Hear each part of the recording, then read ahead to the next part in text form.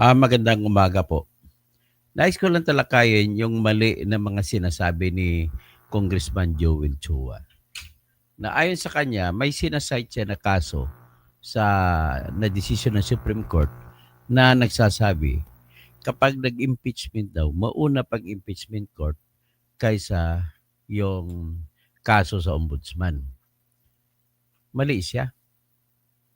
Okay, bago natin itatalakay ng mali, nais ko muna hingiin sa inyo na yung mga bago pa nakatingin sa akin, like, share, and subscribe.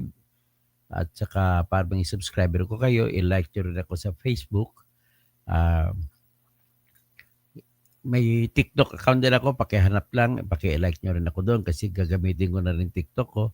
Pati Instagram ko, pati Twitter ko, mayroon din ako account sa Twitter. So, para naman mapaimbuyog natin ng lalo ang balita at totoong hindi fake news na mga analysis. Analysis maaring magkamali ng tao pero basta nakasanda lang po sa tama, sa pundasyon ng totoong pangyayari at tamang batas. Okay. So ngayon ang ating pag-usapan po sa ngayon, ito po bago lahat yan, nais ko mapakilala sa mga hindi pa nakakilala sa akin. Ako po si Toto Tirador, Doctor of Jurisprudence at saka lisensyadong civil engineer. At siyempre pa, eksperyensyado na journalist. Naging editor po ako sa People's Journal Tonight, isang pinaka-largest selling na dyaryo noong dekada 90, no, sa early 90s hanggat umabot niya hanggang late 90s. So, magandang umaga po sa lahat at ito naman po. So, ito po ang tatalakay natin ay tumitingin lamang tayo sa batas. Wala tayong kinakampihan. Kung nagkataon na pumabor kay Sara, wala tayong magagawa. Ganoon talaga ang batas. Tapos, ito ang laging sagot ko sa mga nag-aakusa sa akin na maka-Duterte daw ako. Of course, pag ang batas pumapabor kay Duterte, maka-Duterte tayo. Pero pag ang batas ay kumukontra sa kanya, dapat siya managot. Kahit kapatid natin, dapat managot. Ganun lang kasimple. Ngayon, pero bago ko itutuloy yung aking topic, nais ko lang is set the tone para matama ang konteksto. Papag-usapan natin kung guilty ba o hindi si Digong. Mas malamang naniniwala ako guilty siya sa war on drugs. Pero ang problema natin, kailangan natin sundin din ang batas na paglilitis at kung sino ba talaga ang dapat na korte. Na-vlog ko na yan, ang legal conclusion ko ay wala nang kapangyarihan ang ICC para litisin si Digong. Diyan yung suspeto yan. Dapat dito na sa Republic Act 9851 ng Pilipinas siya lilitisin dito sa kagaya kay Kibuloy. Dito na rin siyang lilitisin sa RTC kahit sa RTC ng Pilipinas. Okay, pagdating naman kay Sara, maaring may mga preliminary evidence na makikita natin na malamang na binulsa ni Sara ang pera confidential fund at malamang na may mali siya doon sa tinatawag na sinasabi ni Antonio Trillanes ng bank accounts pero hindi natin alam kung totoo ba yun o hindi. Pero ang tinatalakay ko lang dito, tama ba ang pagsampa ng impeachment complaint? So tatalakayin ko rito, pahapyaw, at saka pero doon ako tututok sa yung sinabi ni Congressman Joel Chua na siyang chairman ng Good Governance Committee na nag-umpisa ng investigasyon laban kay Sara. Siyempre, of course, sugo ni Tambaluslos yun kasi gusto nila matanggal si Sara. Matanggalan ang ikanlang sakit ng ulo kasi sa totoong kwento lang, aminin man lang hindi, talagang hindi mananalo si Romualdez laban kay Sara kung magkataon man na sila ay dalawa magkakaharap sa pampanguluhan na paligsahan sa 2028. Kaya kung ako tanungin nyo, conclusion ko po, lahat ng ito po ay isa lang ang motibo nito, tanggalin si Sara sa equation, sa takbuhan para sa 2028. Yan lang po. At siyempre, hindi lang si Romualdez ang gustong maging presidente. Gusto rin maging presidente si Risa Hontiveros. Kaya makikita mo, kahit na walang pagsasabi na nakikiayon kami sa inyo, nakikita rin ang galaw ni Risa Hontiveros at sa paggalaw ng mga kanyang mga kakampi, kasama din si Lisa, si Dilema, na tanggalin si Sara kasi sakit ng ulo talaga nila na mananalo si Sara. Ganun ako accepted ko na mananalo siya kahit ako'y may balak na tatakbo pagka-presidente sa 2028. Ay, sakit ng ulo talaga yan. Si Raffy Tulfo, yan din ang sakit ng ulo niya. Gusto niya maging presidente. Pero hindi niya, wala siya. Kahit si Leni Robredo, aminin man niya o hindi, sa sumasakit ang ulo niya kung gusto pa rin niyang tumakbo. Pero sa ngayon, nakikita ko si Madam Leni na siyang binuto ko aking maging vice presidente, ay hindi ko alam kung tutuloy pa sa pagiging presidente. At least magkasing edad lang kami ni Madam Leni. So kung 3 years, 63 years old pala siya sa 2028 at plus 6, 69, pwede pa rin siya tumakbong presidente as 69 years old. At with that, siguro hinog din si Madam Leni. Pero pagdating naman po sa usapin, kung sino pagkatiwalaan mo pagdating sa pera, aminin ko sa inyo, pinakamataas na respeto na binibigay ng pinakamaraming mga mamayan pagdating sa kung sinong hindi kurap, si Madam Leni na po yun. So, okay. So, ang pag-usapan lang natin sa ngayon is, tama ba si Joel Chua na congressman ng 3rd District ng Manila at chairman ng Committee on Good Governments na siyang umimbestiga kay Sara sa confidential funds sa pagsasabi na bawal ba na makialam ang ombudsman sa kaso kay Sara Duterte? Particular na kaso pag-usapan natin dito, yung kaso karamihan nun ay nakapaloob sa impeachment na reklamo na sinampa ng House of Representatives laban kay Sara Duterte.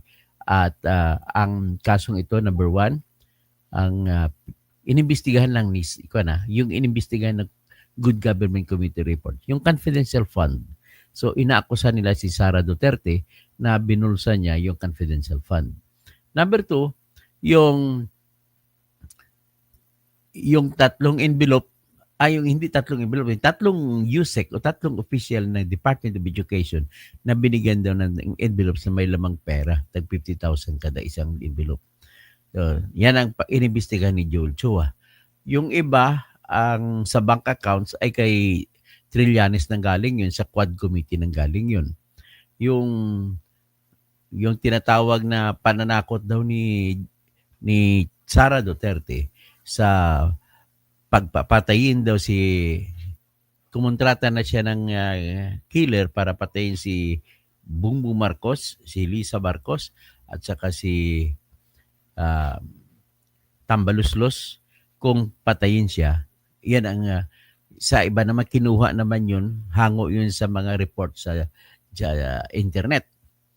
So basically, ito lang po ang napag-usapan sa Good Governance Committee na nung nagbigay ang committee ni Joel Chua, nagbigay ng sulat, ng report ng committee, resulta ng investigasyon nila, nandoon sa Office of the Ombudsman, hindi man sila hiningian ng Ombudsman, sila man ang nagbibigay.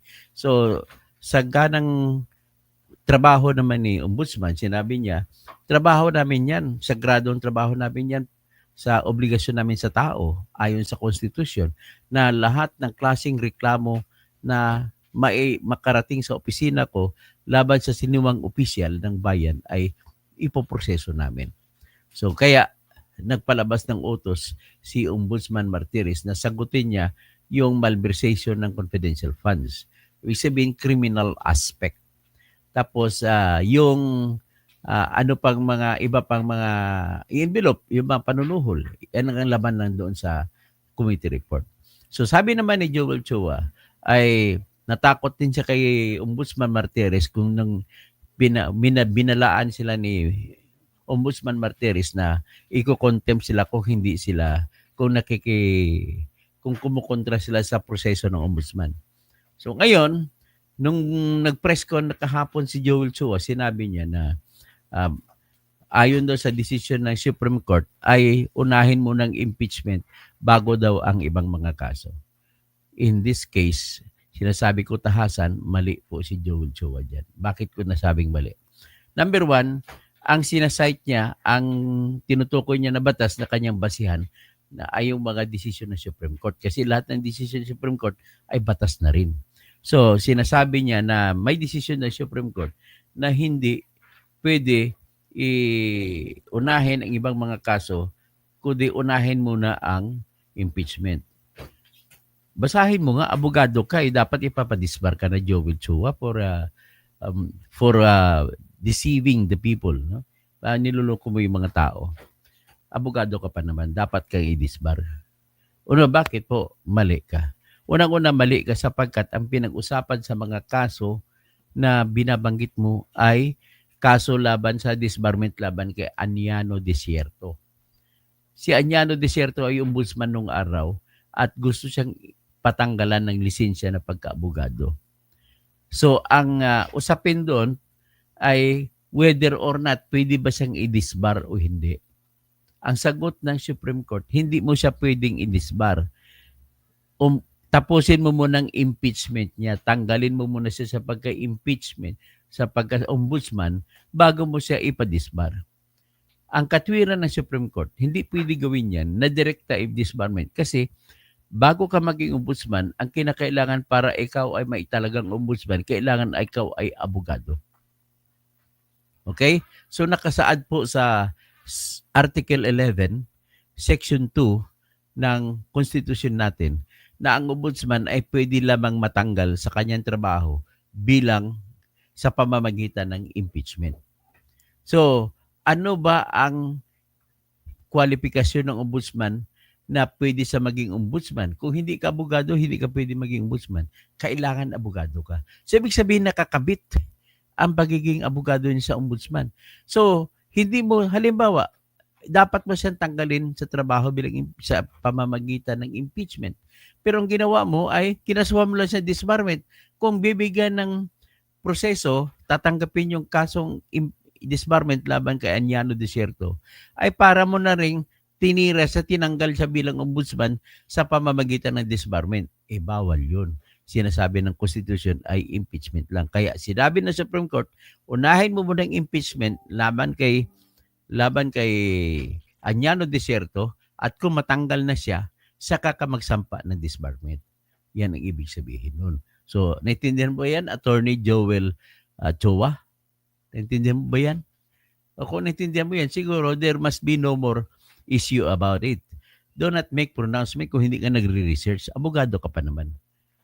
Next, ang isang kaso doon na napapaloob doon kay Deputy Ombudsman Mojica. May disbarment din na sinampa laban kay Mojica. Kaya lang, ang nasama siya din sa sinasabi kay Aniano Desierto na Deputy Ombudsman siya, nung araw na yon may kaisipan na mali na ang Deputy Ombudsman ay kasama sa impeachable officer. Hindi po. Pero hindi mo rin siya pwede tanggaling ombudsman, Deputy Ombudsman, kung wala kang criminal case laban sa kanya o kaya administrative case para tanggalin ang Deputy Ombudsman. So kaya nga, sinasabi ng Supreme Court, tanggalin mo muna siya pag-ombudsman bago mo siya kasuhan ng disbarment. Nangyari din yan kay dating Chief Justice Marcelo Fernan.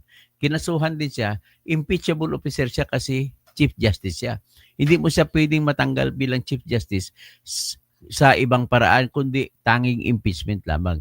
So ang sinasabi ng Supreme Court, tanggalin mo muna si Marcelo Fernan bilang Chief Justice sa pamamagitan ng impeachment. At kung matanggal na, saka pa lamang mo siya kasuhan ng disbarment. Okay? Nangyari din po yan kay ombudsman na dating justice ng Supreme Court na si Conchita Carpio Morales. Kinasuhan din siya ng disbarment.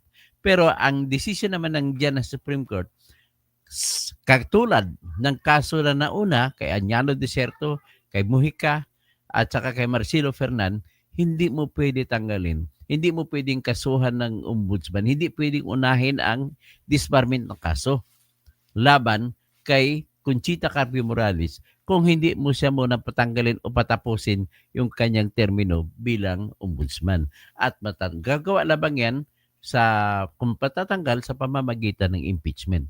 At kung di kaya antayin mo na matapos ang kanyang term, saka mo siya kakasuhan. Yan po ang utos ng Supreme Court. Mr. Jewel Chua,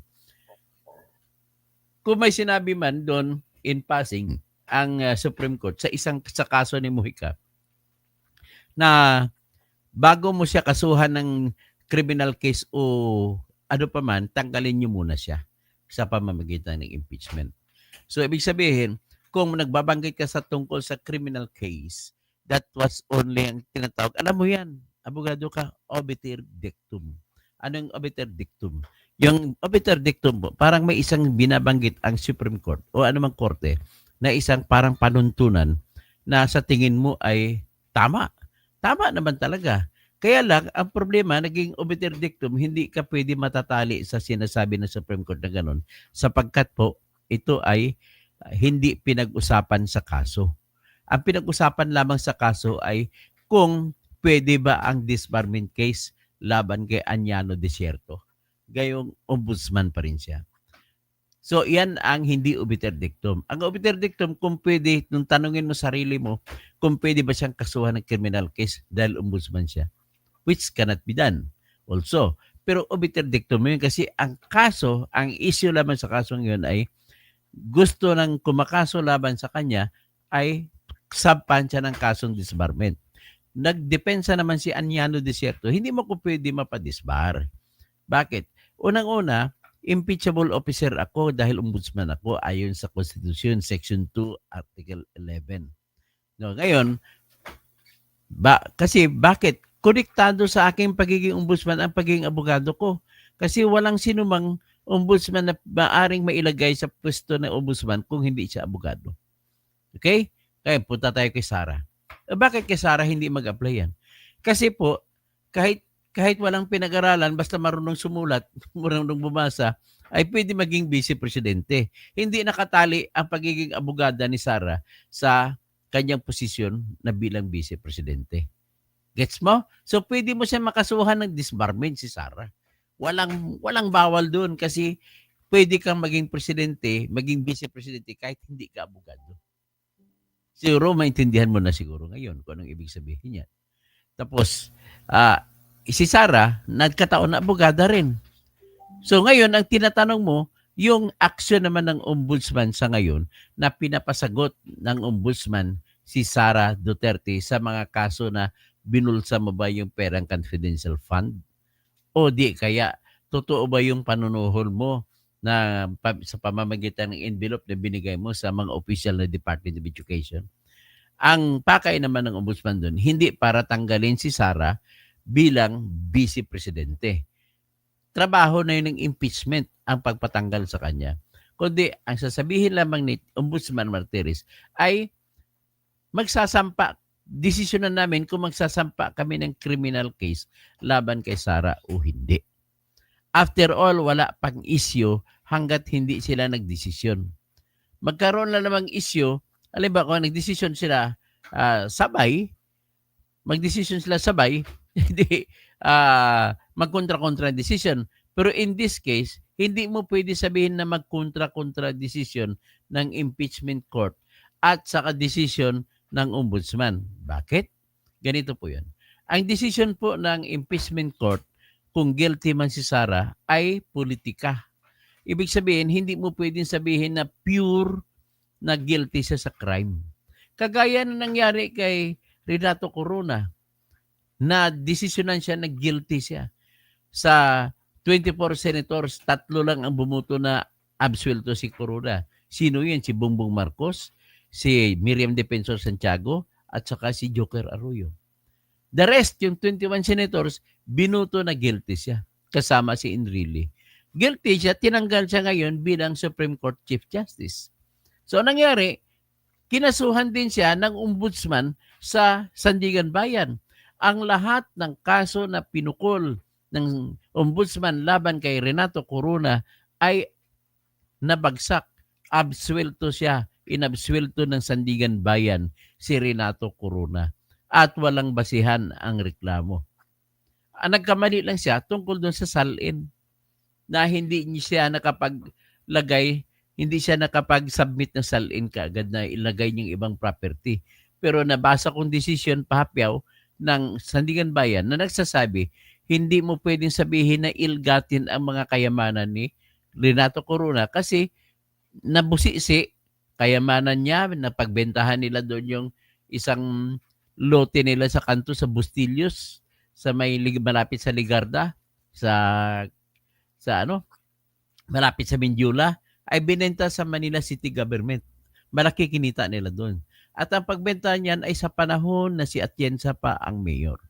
So, malaking kinita nila doon. Kaya lang, ang problema nila ni Corona ay hindi niya nailagay sa salin niya. Kasi ang problema, property po yun ng asawa sa pamilya ng asawa ni Corona. So kung property sa asawa niya, ay may mga tagapagbana rin ng asawa niya, kapwa tagapagmana sa kanilang magulang. Kaya yan din naman ang dahilan ni Renato Corona kung bakit hindi niya pwedeng isama sa salin yung kinita na yun. Although, mag-asawa sila, may conjugal property sila, so may pagkakamali rin si Renato Corona na hindi niya nailagay lahat sa salin ng kanyang kinita. May isa rin na nag-ipon-ipon ang mga anak niya na kumikita na rin. Kaya ang desisyon ng Sandigan Bayan, wala kaming nakita na dahilan para magkaroon ng konklusyon na illegal ang pagkamal ni Renato Corona ng kanilang salapi. Kaya lo and behold, rest in peace, former Chief Justice Renato Corona. Ang justice sa iyo ay dumating huli na. Unfair na tinanggal ka sa pwesto on the accusation na nagkamal ka ng salapi. But then, it turned out na napatutunayan ng korte na mismo kasi ang korte kasi evidence for evidence. Ang impeachment court naman na impeachment court hindi korte ay politika for politika. So, may halo ka lang ebidensya pero more on politics. Kaya hindi mo pwede sabihin na magbabanggaan ang desisyon ng impeachment court kontra sa desisyon ng real court. So, ang real court dito, Sandigan Bayan. So, punta tayo ngayon kay Sara. Ang desisyon ng kay Sara sa patungkol sa impeachment at patungkol sa confidential fund, maaari magdesisyon ang 16 senators na guilty siya, tatanggalin siya. Tanong, kung nagdesisyon ng impeachment court na guilty siya, yan ba'y ibig sabihin guilty rin siya sa pagnanakaw? Sagot, hindi po. Kasi tanging korte lamang natural court na may power to determine judicial issues. Kasi ang issue sa kay Sara, hindi pure judicial. Tawag na nila tawag nila diyan sui generis, kakaiba, walang katulad. So, ang desisyon ng boto ng mga senador as judges ay may halong politika yan.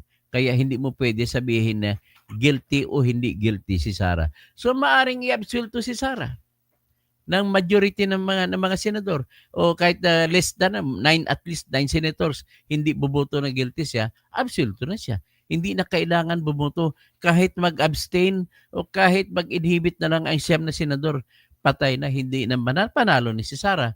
Kaya mali po yung panawagan na pa-inhibit mo ang anti-Sara at saka pro-Sara. Kasi ang mga anti-Sara, pag mag-inhibit, good as pabor kay Sara yun kasi hindi ka nabuboto.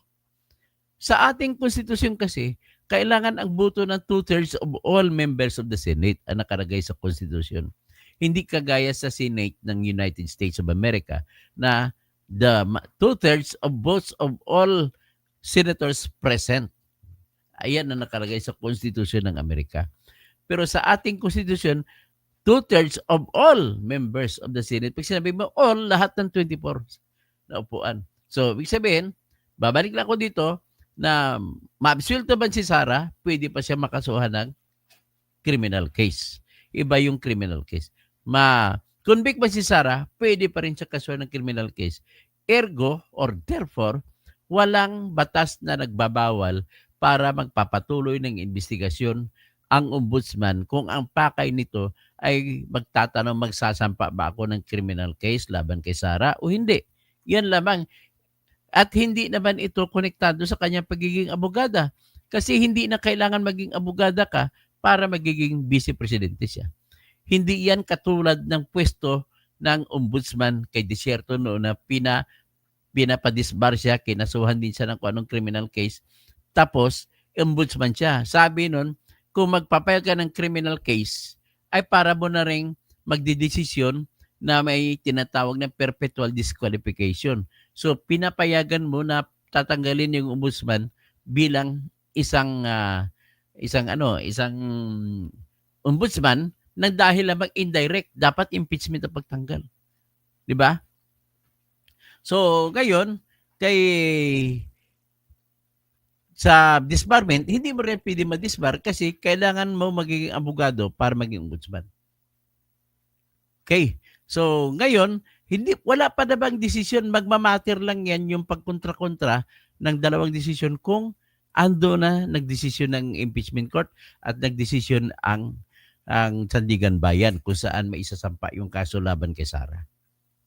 So, at least siguro klaro na sa atin na talagang maling-mali yung sinasabi ni Joel Chua na gusto niyang patigilin si Ombudsman Martiri sa pagkaso. May karapatan sila. Hindi lang karapatan, may obligasyon sila sa tao na dapat ituloy ang kaso. Kasi ang problema ninyo, Joel Chua, ikaw mismo nagsabi, inamin mo, pinabigyan mo ng kopya ang ombudsman. That means to say, kagaya kay Amy, nagbigay din siya ng committee report ng Senate patungkol dun sa pag-aresto kay Digong Duterte. So kinasuhan din rin ng ombudsman sila ni Nick Torre, sila ni Remulla, sila ni si Prosecutor General Padulyon at saka si Yusek Nicolas Felix T. Ganun po yun. Dapat maintindihan natin, huwag kayo patangay sa mga patutsada ni Joel Chua. Lumalabas na abogado nga siya pero hindi niya alam ang kanyang sinasabi. Kaya nga, dyan na lang siya sa congressman. Hindi siya totoong abogado. Ang totoong abogado nandun nagtatrabaho sa loob ng korte, nagkipagbakbakad sa loob ng korte, nagkipaghimay-himay mga ebidensya sa loob ng korte. Ang kanyang hinimay-himay, pera eh. Mr. Joel Chua, at least you have listened to and reconsider your statements at iklaro mo na hindi ka kumukontra kasi that amounts to tawag na insult to the intelligence or the integrity of the office of the ombudsman. Pwede kang iko-contempt ni Martires dyan sa pagsasalita mo ng kinukontra mo yung sinisira mo yung tinatawag na integridad at dignidad ng Office of the Ombudsman. So let Ombudsman Martires do his thing and let the impeachment court do its own thing. So anyway, sumagot na si Miss Sara Duterte kahapon at ang una sa mga kanyang sagot, dapat ibasura ng impeachment court sa kanya kasi nalabag na po ayon sa kanya ang one impeachment rule. Sa loob ng isang taon, dapat isang impeachment case lang ang isasampa sa isang impeachable officer. Ang sa kanya, sa argumento niya, 4 ang sinampa. Ang pang-4 ay dapat dead from the beginning, dead from the start. So, doomed from the start. Doomed before it was born. Yun ang dakan. Pwede mo sabihin ng void from the very beginning. Pwede mo sabihin doomed or dead from the beginning ang argumento niya dyan. Ngayon, ganito ang argumento niya kung bakit doomed from the beginning. Ang unang tatlong mga impeachment na reklamo ay hindi inaksyonan. So, ang pag-upo ng House of Representatives ay katulad na rin yung pag-action na pag-dismiss ng kaso na 3. At kung na-dismiss na yung 3, kahit isa lang doon ang na-dismiss, hindi ka na pwede magsampa ng panibago sa loob ng 1 taon. Well, yan na po. Tapos Marcel Herna, malinaw ng paliwanag natin. Salamat po na naintindihan nyo. Isti Corona. Pinulitika si Justice Carpio kasi pinaglaban niya ang magsasaka sa Sinda Luisita. At tapos kakaiba talaga yung may impeachment na may ombudsman pa kasi kung tutuusin, mas mabigat ang parusa ng ombudsman, reclusion perpetua. Yung sa impeachment, tanggalin ka ng trabaho eh. Wala yan. Vivian Gonzalez, good morning po, attorney. Watching from Palawan. Joey Francisco, sana kung gusto nila magiging president, lumaban lang sila ng patas. Huwag yung tanggalin mo dahil gusto pipisara ng tao. Okay, Odi de la Merced.